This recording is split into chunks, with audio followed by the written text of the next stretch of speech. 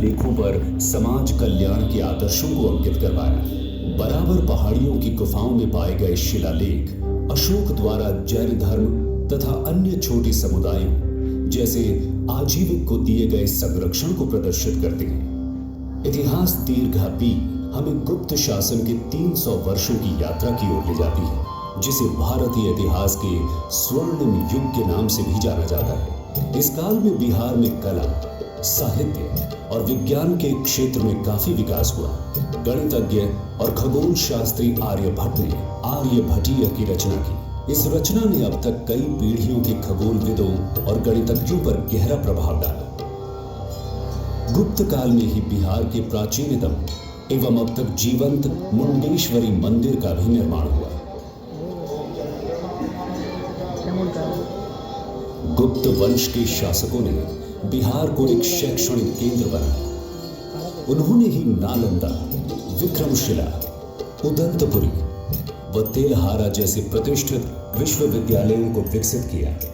इन विश्वविद्यालयों ने आगे चलकर पाल वंश के समय में और भी अधिक ऊंचाइयों को प्राप्त किया।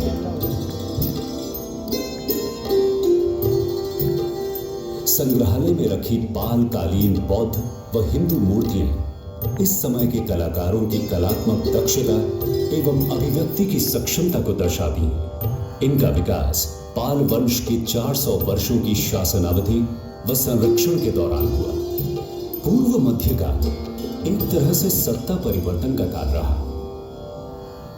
इतिहास दीर्घा सी ये दर्शाती है कि किस तरह बिहार ने इस अशांत समय में भी अपनी सामरिक नीति की महत्ता को बनाए रखा। 16वीं शताब्दी में शेर शाह सूरी ने अपने अधीनस्थ क्षेत्रों पर सुव्यवस्थित प्रशासन चलाया। अपने 5 वर्ष के संक्षिप्त शासनकाल के दौरान विभिन्न व्यापार मार्गों को जोड़कर शेर शाह सूरी ने सड़क आजम बनाई, जिसे आज ग्रैंड ट्रंक रोड कहा जाता है। शेर शाह सूरी ने ही उस समय रुपया नामक मुद्रा का प्रचलन शुरू किया, जो वर्तमान मुद्रा रुपया का पूर्व रूप था। शेर शाह सूरी द्वारा सासाराम में बनवाया शानदार मकबरा उनकी चिरस्थायी विरासत की गवाही देता है। सूरी वंश के पतन के बाद भारत के उत्तरी भाग में मुगलों का वर्चस्व कायम हुआ। बादशाह अकबर के शासन के समय बिहार मुगलों के 12 मुख्य प्रांतों में से एक में गिना जाने लगा। इसी समय बिहार सूफी मत का एक महत्वपूर्ण केंद्र बना। ये प्रदेश शेख याहिया मनेरी जैसे संतों का वास रहा, जिनकी खूबसूरत मजार आज भी हम मनेर शरीफ में देख सकते हैं। सिख धर्म की आध्यात्मिक तरंगों ने भी बिहार में गंगा के तट को छुआ। पटना में ही सिखों के अंतिम गुरु गोविंद सिंह जी का जन्म हुआ।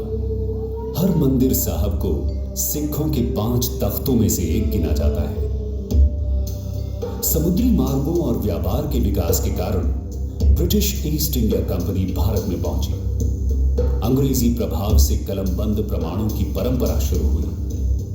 पटना कलम चित्रकला इसी परंपरा का एक उदाहरण है, जिसमें जनसाधारण की छवि मिलती है। परंतु जल्द ही अंग्रेजों के आर्थिक नियंत्रण ने बिहार पर बुरा असर डालना शुरू कर दिया। किसानों को अनाज की फसलों की जगह अफीम और नील जैसी नकदी फसलों को जबरन उगाना पड़ा, जिसके कारण बिहार में कई भयानक अकाल पड़े।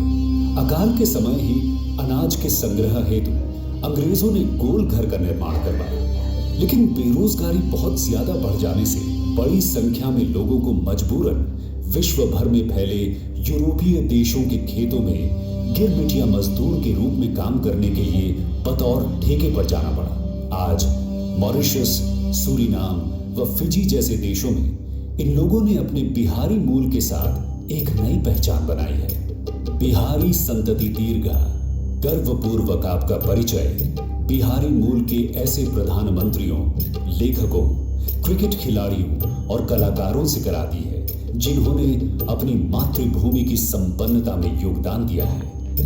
इधर भारत में जैसे जैसे औपनिवेशिक ताकतों का अत्याचार बढ़ा, वैसे वैसे आजादी की पुकार और भी बुलंद होती गई। स्वाधीनता आंदोलन को बिहार के चंपारण सत्याग्रह से बहुत बल मिला। इसकी शुरुआत किसी और ने नहीं, स्वयं मोहनदास करमचंद गांधी ने की थी। भारत का सबसे पहला सविनय अवज्ञा आंदोलन गांधी जी ने ही शुरू किया, जिसने भारतीयों की एक संपूर्ण पीढ़ी को स्वाधीनता की लड़ाई के लिए प्रेरित किया और अंततः 15 अगस्त 1947 को भारत को स्वतंत्रता प्राप्त हुई।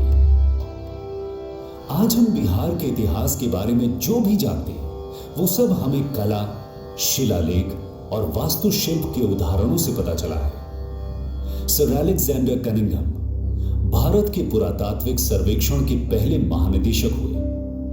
उन्होंने पूर्व प्रसिद्ध चीनी यात्री जैसे ह्यून सांग के यात्रा विवरण का अध्ययन किया और उसकी मदद से उन्होंने नालंदा की खोई हुई विरासत को ढूंढ निकाला। आज भी नालंदा में चल रही खुदाई से नई व अद्भुत वस्तुएं सामने आ रही हैं। इनसे नालंदा विश्वविद्यालय के गौरवशाली इतिहास के बारे में कुछ नई और आश्चर्यजनक बातों का पता चलता है। नालंदा से थोड़ी दूर तेल्हारा है, जहां अभी बिहार राज्य का पुरातत्व निदेशालय खुदाई कर रहा है। इस उत्खनन से यह पता चलता है कि तेल्हारा भी कभी नालंदा की तरह ही शिक्षा का एक महत्वपूर्ण केंद्र रहा होगा। बिहार जैसे गतिशील राज्य की संपूर्ण कहानी कहना और उसके बारे में जानकारी दे पाना इतने थोड़े से समय में संभव नहीं। इस अद्भुत प्रदेश की जिज्ञासु व उत्सुक प्रवृत्ति के कारण हर दिन हमें इसके किसी नए पहलू के बारे में पता चलता है।